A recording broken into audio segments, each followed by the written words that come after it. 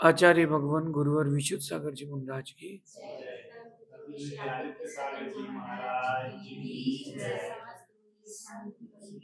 या हम सभी अपने जीवन में सुख और गुणों की अभिवृद्धि के लिए नीति के विषयों का श्रवण कर रहे हैं। नीतिकार कहते हैं कि जीवन में आपके दो चीजें होना चाहिए, पहला है उत्साह और दूसरा है अनुशासन।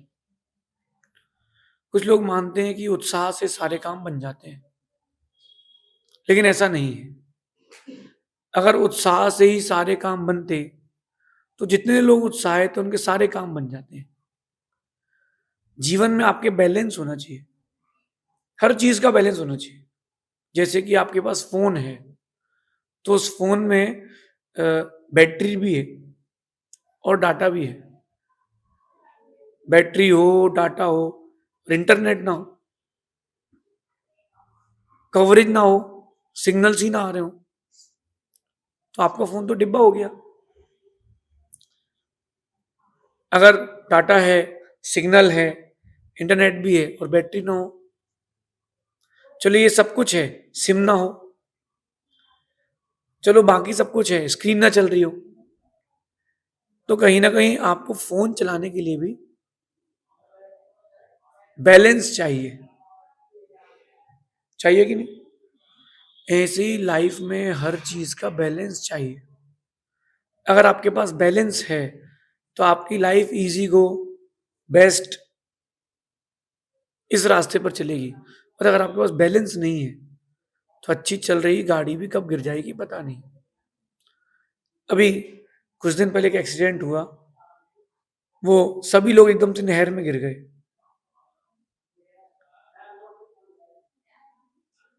डेढ़ सौ की चल रही स्पीड में गाड़ी जो थी वो 150 की स्पीड चल रही है और एकदम से पलट गई। गड्ढा आया और गड्ढे के बाद वो बैलेंस नहीं संभाल पाए, गाड़ी पलट गई, नहर में सीधी गिर गई। गाड़ी सीधी नहर पे गिर गई।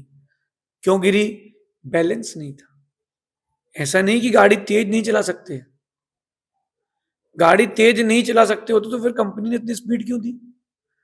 कहीं ना कहीं वो बैलेंस मिस हुआ है।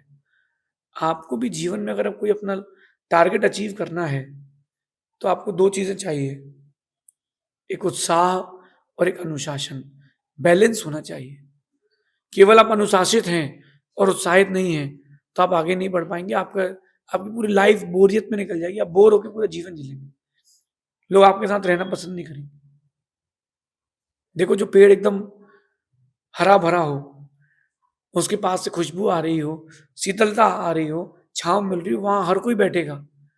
और जो पेड़ रूखा सूखा सा हो, भले ही छांव दे रहा हो लेकिन आदमी बैठना पसंद नहीं करता, बोले यार रूखा सा है, वो गीले वाले के पास चलते हैं।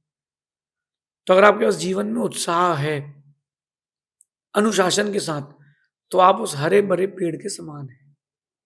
आज की नीति भी यही बात कह रही है कि अनुशासन विहीन उत्साह, यानी उत्साह तो है लेकिन अनुशासन नहीं है, ऐसा जीवन बिना ब्रेक की गाड़ी की तरह है।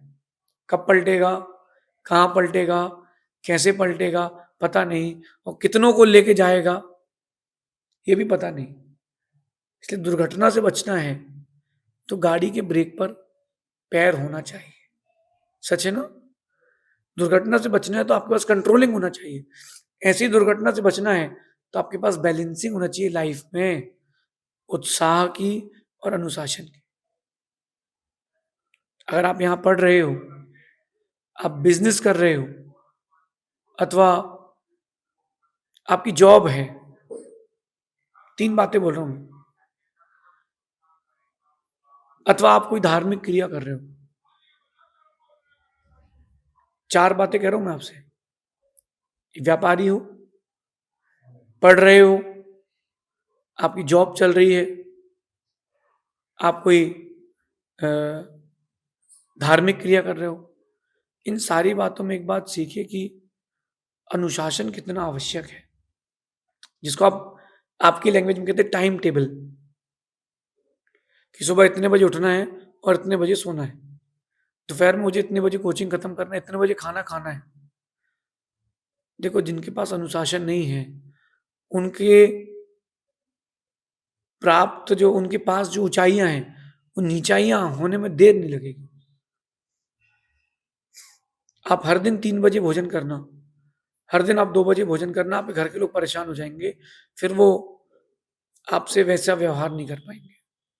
माँ कह रही है 11 बजे भोजन कर लो, सब रेडी है, कि मैं 2 बजे खाऊंगा, फिर तुमको ही उठा के खाना पड़ेगा, ठंडा खाना पड़ेगा। अगर अनुशासित रहोगे तो लोग आपसे प्रीति भी रखेंगे। आप स्टूडेंट हो, मैं स्टूडेंट की बात करता हूं। आज का समय चल रहा है कि स्टूडेंट सोचते रात को ही पढ़ेंगे, लेकिन बहुत गलत है। मैं आपको साइंटिफिकली इस बात को बताता हूं। जब आप सोते हो तो आपका दिमाग पूरा ठंडा होता है, आपकी भाषा में बोले तो वो रिफ्रेश हो जाता है। और जब सो के उठे, आप सोते रहे और जैसे सो के उठे तो आपके पास फ्रेश माइंड है, और आप पढ़ने बैठोगे तो आपको जल्दी रिटेंशन पावर बढ़े, जल्दी याद होगा। वहीं अब आप सेकेंड फेज में आ जाओ उसके। आप 11 बजे सो के उठे और आपने दिन भर कोचिंग क्लासेस वगैरह करी अपनी, 9-10 बजे सो के उठे, दिन भर कोचिंग क्लासेस करी, इसके बाद आपने रात को बैठ करके पढ़ाई करी, रात को 12 से 5। दिन भर का आप थके हारे थे, दिन भर की पूरी दिखी हुई चीजें आपके दिमाग में घूम रही थी। पहले उनको भगाओ, पहले उन चीजों को भगाओ, फिर याद करो, डबल काम करना है।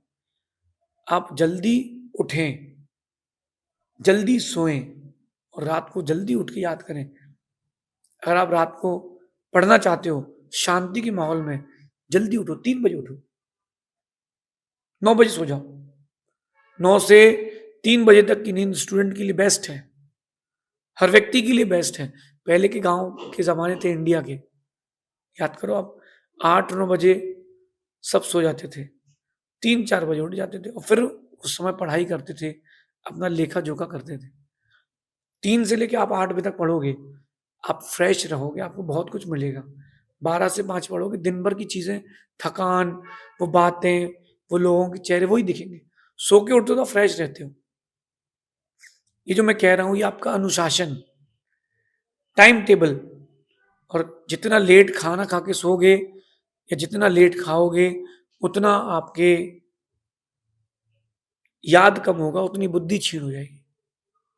इसलिए अनुशासन, जो आपकी भाषा में क्या बोलते हैं उसको, डिसिप्लिन, टाइम टेबल होना चाहिए, हर चीज का टाइम होना चाहिए।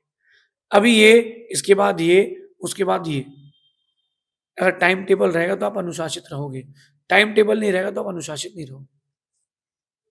और जो व्यक्ति अनुशासित नहीं रहता, उसका अनुशासन किसी पर नहीं चलता। अनुशासित रहना पड़ेगा। इसलिए कह रहे हैं कि जीवन में जितना जरूरी उत्साह है, जितना जरूरी मोटिवेशन है, उतना ही जरूरी अनुशासन भी है, उतना जरूरी आपके लिए डिसिप्लिन भी है।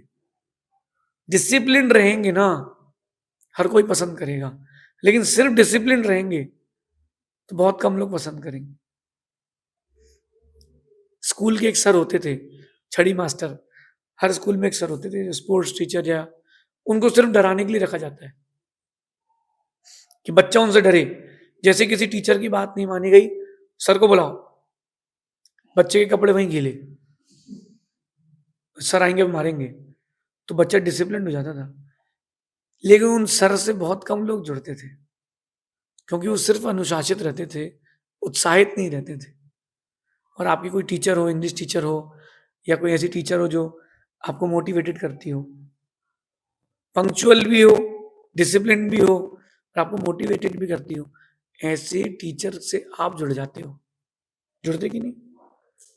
तो जीवन में उत्साह भी हो और अनुशासन भी। भगवान महावीर स्वामी ने 30 वर्ष की उम्र में दीक्षा ली, ये उनका अनुशासन था, लेकिन उनका उत्साह था कि मुझे जल्दी मोक्ष जाना है। राम के पास तो बहुत सारे ऑप्शन थे। जब उन्होंने हनुमान के को भेजा था सीता जी के पास संदेश देने के लिए, जब हनुमान लंका में आग लगा सकते हैं, तो क्या सीता जी को लौटा के ही ला सकते थे? क्या दिक्कत थी? जो अपन जैन कथा करते हैं रक्षाबंधन की, तो विष्णु कुमार मुनि चाहते तो यूं ही ऐसा हाथ बढ़ाते, सारे मुनियों को बाहर ले आते। उन्होंने कहा नहीं, ये अनुशासन विहीन काम है। राम चाहते तो सीता को जैसे रावण ले गया था ले आते, लेकिन उससे मैटर सॉर्ट आउट नहीं होता, उससे हल नहीं होता। उन्होंने क्या किया, अनुशासन का पालन किया। पहले दूत को भेजा कि आप रावण के पास जाइए, रामदूत हनुमान, कि आप रावण के पास जाइए और चर्चा करके आइए कि देखिए गलती आपकी है, आप अपनी क्षमा मांगिए और हमारी सीता को ससम्मान ला करके दीजिए। लेकिन रावण नहीं माना। फिर राम ने उत्साह के साथ युद्ध किया। उस युद्ध में भी राम ने अनुशासन रखा कि नहीं? इसलिए राम की जीत का कारण उत्साह और अनुशासन दोनों था, और रावण की हार का कारण उसके पास उत्साह तो था, अनुशासन नहीं था।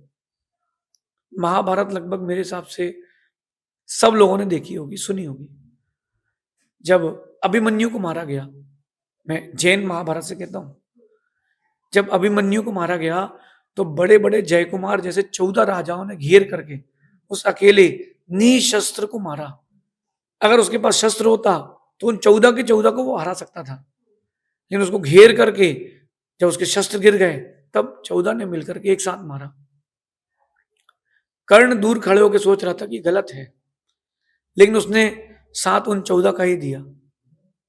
अर्जुन ने, कृष्ण ने प्रतिज्ञा की कि मैं 24 घंटे में उन सबको मारूंगा, और उसने अनुशासन उत्साह का पालन करके उनको मारा। अब सेकेंड फेज प्रारंभ होता है उस युद्ध का। कृष्ण ने कहा किससे? अर्जुन से, कि ऐसा शस्त्र छोड़ो, ऐसा बाण छोड़ो कि पूरी भूमि, मरुभूमि, युद्ध भूमि पानी पानी हो जाए। पूरी युद्ध भूमि पानी पानी हो गई, और जो कर्ण था उसका रथ धस गया। कर्ण नीचे उतरा चक्का निकालने के लिए। कृष्ण कहते हैं अर्जुन से, छोड़ो तीर, छोड़ो तीर। अर्जुन कहता है वो निशस्त्र है, युद्ध के विरुद्ध है। बोले नहीं, छोड़ो तीर। कृष्ण की बात मान के अर्जुन ने तीर छोड़ा। कर्ण कहता है ये युद्ध के विरुद्ध है, ये नीति के विरुद्ध है। फिर कृष्ण कहते हैं जो अनुशासित होता है उसी को अनुशासन मिलना चाहिए, उसी के लिए अनुशासन है। तुम अनुशासित नहीं हो। जब द्रौपदी का चीर हो रहा था तब तो तुमको याद नहीं आया कि ये नीति के विरुद्ध है। जब अभिमन्यु को निशस्त्र मारा गया तब तो तुम्हें याद नहीं आया कि ये नीति के विरुद्ध है। और जब पांडवों ने 5 गांव बस मांगे थे तब तुमको याद नहीं आया कि ये नीति के विरुद्ध है।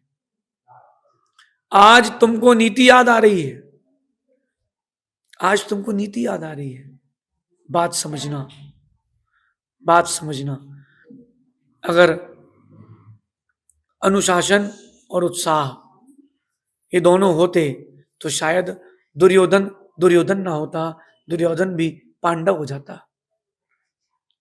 आपके पास अनुशासन है कि नहीं? जितने अंश में अनुशासन और उत्साह दोनों साथ में है उतने ही अंश में आप जीत पाओगे। और अगर आपके पास उत्साह अनुशासन दोनों एक साथ नहीं है, आप नहीं जीत पाओगे। जीत भी गए तो वो जीत बहुत कम समय की है। आज का समय है कि माता पिता बच्चों को ना उत्साहित कर रहे हैं ना अनुशासित कर रहे हैं।